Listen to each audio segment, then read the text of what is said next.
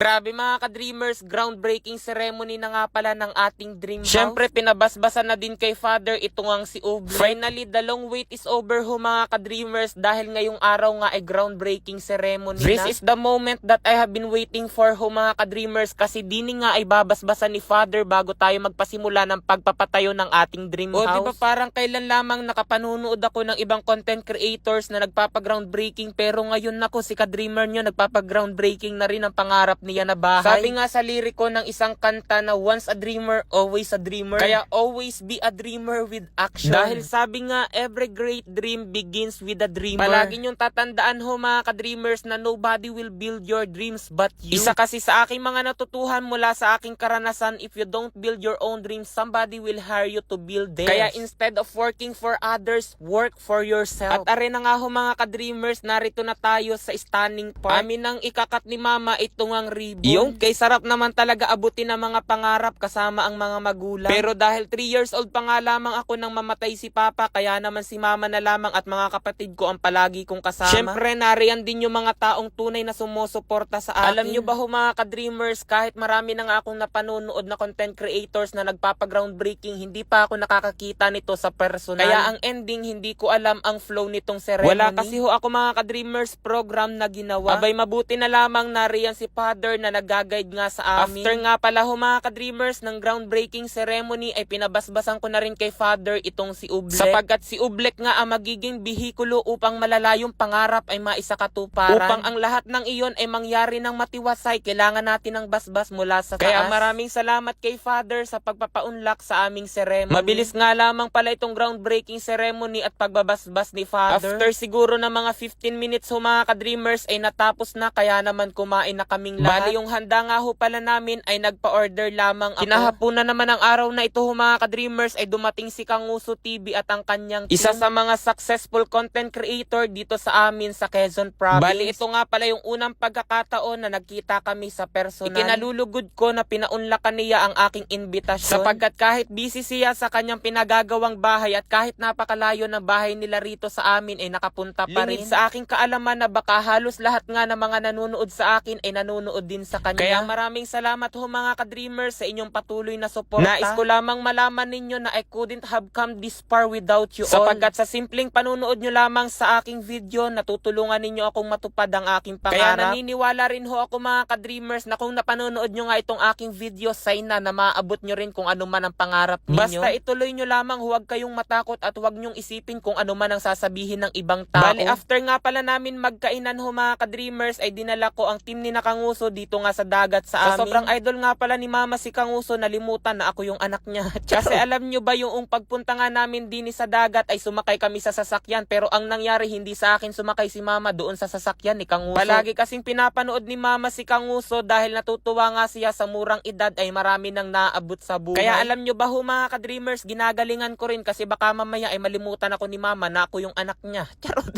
Bali kumain nga lamang pala kami rito ng isaw sa dagat. Ang last nga na pangyayari sa araw na ito mga ka-dreamers ay nag-meeting na si architect at si foreman upang mapag-usapan ng maayos itong ang ipatatayo natin na dream house. Best regard kay architect na gumuhit ng ating napakagandang dream house. Syempre kay foreman na mangunguna sa pagtatayo ng ating pangarap na bahay. Ay hala, dini na lamang muna mga ka-dreamers. Bye-bye. Ayan, tingnan nyo mga ka-dreamers ang aking napanaluhan dito kay Phil77 sa pagtaya ko sa Super Ace. Ayan, 52,800. O, di ba mga ka-dreamers, ganun lamang kadali kumita rito ng napakalaki kay Phil777. Kaya kung nais nyo rin kumita, nasa comment section lang ang link para mag-register at mag-deposit ng 100 pesos at ilagay lang ang screenshot sa comment section. Pwede na kayong manalo ng 500 pesos. Dito nga kay Phil77, ang paborito kong laro ay Super Ace. Oh, scatter agad mga ka-dreamers. Yan, 10 spins yan. Ayan na, ayan na. O, di ba 10 spins tayo? Dito ako kumikita ng napakalaki. Play. 600. Oh. Dito, yan na, yan na, yan na. 7,200. Nakita nyo? O, 4,000. O, ganyan dito kay Phil77. Dito sa Super Ace. 200. 3,200. Grabe na this. 18,000. 3,000. 2,000. Napakasarap sa ears. 1,500. 1,000. Oh, saan ka pa? 600. Grabe na this. 10,400. Dito napakaganda talaga. 1,000. Grabe. Ayan na. 100. Damihan mo pa.